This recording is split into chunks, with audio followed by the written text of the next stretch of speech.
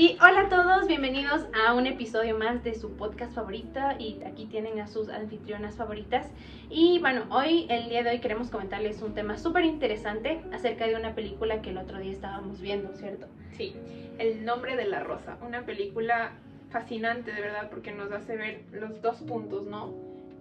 La parte... Claro, estamos aquí viendo lo que se reflejaba y estaba bastante marcado en la época medieval, que iba asociado más a la fe y cómo se iba desenvolviendo ahí una historia que es bastante impactante, ¿no? También podemos contrastar esta visión de la edad medieval con la edad actual.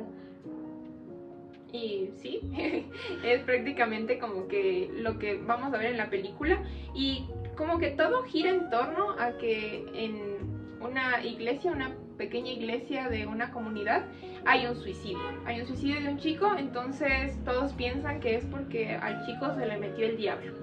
Y no hay más que eso. Claro, en esa época como estaba tan arraigado el solamente creer en Dios y que todo tenía que desarrollarse en torno al temor de Dios, pues aquí es donde aparece nuestro protagonista, quien es Guillermo de Baskerville, que es un monje que llega con su aprendiz, solamente con el objetivo de buscarle un trasfondo a todos estos sucesos que más adelante se iban a presentar, que fueran más allá de la fe, ¿no? Que tuvieran una explicación que fuera más creyente para otros puntos de vista. Tuvieron que ver también la visión divina que se tenía en esta época. Podemos ver cómo tenía muy arraigado esto de que si algo no se podía comprobar, tenía que ser obra del demonio u obra de Dios. Sí. Sí, básicamente el corazón, el conflicto de esta película va a ser el conflicto que se tiene entre la razón y entre la fe. Pues en donde vemos al monje que conjunto a su aprendiz va a tratar de desafiar a las dogmas impuestas en esa época para tratar de descubrir este suicidio, pero no simplemente enfocándose en la fe y justificando todo a través de la fe, sino más bien buscando algo mucho más realista, una visión mucho más empírica y científica como Dani lo mencionaba también. Sí, definitivamente. Y también podemos ver como que, hablando en la parte psicológica, como este suicidio no solo, obviamente no fue obra del diablo, sino que pasaron varios factores y varias situaciones alrededor de este suicidio, que es lamentable, la verdad, porque no existía en sí la psicología en la época medieval, y como este chico se pudo haber salvado, pero no, si no hubiese sido por la religión, que él se sentía culpable, que él se sentía como que qué van a pensar de mí, etcétera, de cosas más, un montón de prejuicios, un montón de culpa que le llevaron a tomar esa decisión. Claro, y mucho en base a este suicidio es porque no solo el temor de Dios lo llevó a este acontecimiento tan desastroso, sino que también tenían mucho temor al conocimiento, al saber más allá de esto fue obra de Dios, ¿no? Entonces, aquí también se habla mucho de un pecado que incluso puede derivarse mucho a la parte psicológica, que es el enamoramiento, ¿no?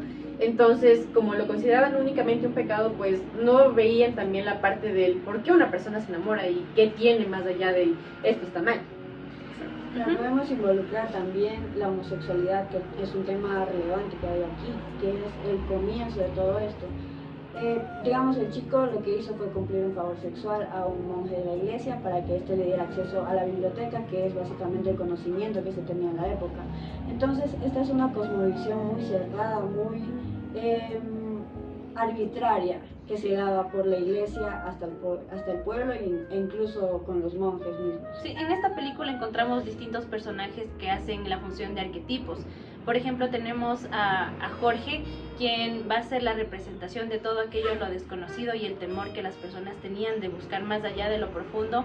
Y obviamente tenemos la biblioteca, que va a ser, digamos que, el centro de toda nuestra trama de la película, puesto que este va a ser en cambio el arquetipo del conocimiento, de lo desconocido y de lo que está prohibido para que las personas puedan acceder. El conocimiento no era para todos, de hecho. De hecho, hay una metáfora que podemos asociar en esta parte de la biblioteca, y es que cuando Guillermo y su aprendiz logran ingresar, se encuentran con un laberinto, ¿no? Que esto lo podemos asociar a que al ser un laberinto y hay muchos caminos que no llegan a ningún lado, el propósito de ello era que llegas hasta aquí, llegas a una pared y el punto es que tú no puedes conocer más. Esto de hecho habla mucho del pensamiento que era solo un privilegio para la élite, ¿no? Sí, Entonces, y el idioma, ¿no? Que también exacto, no los era- dos personajes Exacto. que tenían ese acceso. Ujú. No todos podían tener el acceso porque entendamos que igual había muy pocas personas que hablaban latín Griego. o griego también, y que por lo tanto era muy limitado el conocimiento y no estaba destinado para todos. No era algo, como veíamos en la escena final, es la escena, digamos, que creo que el desenlace y la parte más importante de esta película, en donde hablábamos ya de todo esto, del laberinto, de cómo el Cómo se conocimiento... incendia la biblioteca. Claro, Eso como también la nos manera quiere de decir mucho sobre desencadenó todo. cómo el conocimiento se consume, de hecho, solo Si no es encasillado por la compartido, ¿no? iglesia, claro, y está encasillado por la iglesia. Entonces, 2 personas eran las únicas que tenían acceso a este conocimiento en la biblioteca en la abadía. Esto nos quiere decir mucho sobre cómo la iglesia quería controlar a las personas, cómo veían al mundo, cómo se comportaban a través del conocimiento y encerrándolo para ciertos grupos. Igual de esta manera como topamos el punto del enamoramiento. Hay en esta parte de la escena que el aprendiz habla, ¿no?, con Guillermo y le dice, me enamoré, ¿será que Dios me va a perdonar? ¿Será que estoy haciendo bien? ¿Estoy haciendo mal? El chico muy confundido, muy ensimismado con todo lo que sentía. Y Guillermo le dice, solo te debes enamorar de Dios, como que solo nos debemos enfocar en enamorarnos de Nuestra Dios misión. y amar a Dios, como que encapsularnos totalmente a eso. a la fe. Y no habían como que esa parte, tomar en cuenta esa parte psicológica, ¿no? Los sentimientos, las cosas que él estaba viviendo. Era un adolescente en sí, estaba viviendo muchas cosas, estaba sintiendo muchas cosas que no le daban una explicación racional, sino era como que solo Dios, solo encárgate de agradar y de amar a Dios en todo. Pero ahora, a pesar de que esta película fue obviamente grabada en una época medieval y hace muchos años, vamos a tener en cuenta que muchos de los puntos que hemos tocado tienen una relación directa con Sí, la época sí, contemporánea en la que vivimos actualmente. ¿De qué manera nosotros podríamos hacer un contraste entre la época medieval y la época contemporánea? ¿Cómo vemos estos puntos actualmente?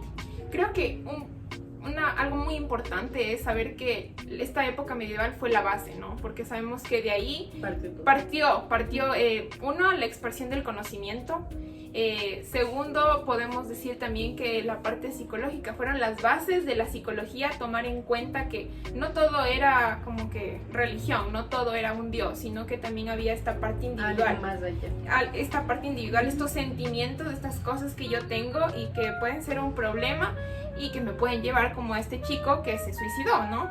Sí, y bueno, tomando en cuenta igual es que constantemente la naturaleza humana es una naturaleza curiosa y que está en busca de respuestas y de curiosidad en cuanto a muchos temas, en cuanto a ciencia, política, hablando Sí. en nuestra era contemporánea, ¿no? A pesar de que estamos en una nueva era, todavía podemos ver ese estigma y de que el conocimiento, de que ciertos privilegios están centrados en un grupo privilegiado de personas y que lamentablemente uno tiene que conformarse con lo que ya está instituido y no hay nada más de eso. Claro, Y hablamos porque, también sobre la corrupción y el abuso de poder que se puede comparar entre la Edad Media y la Edad actual.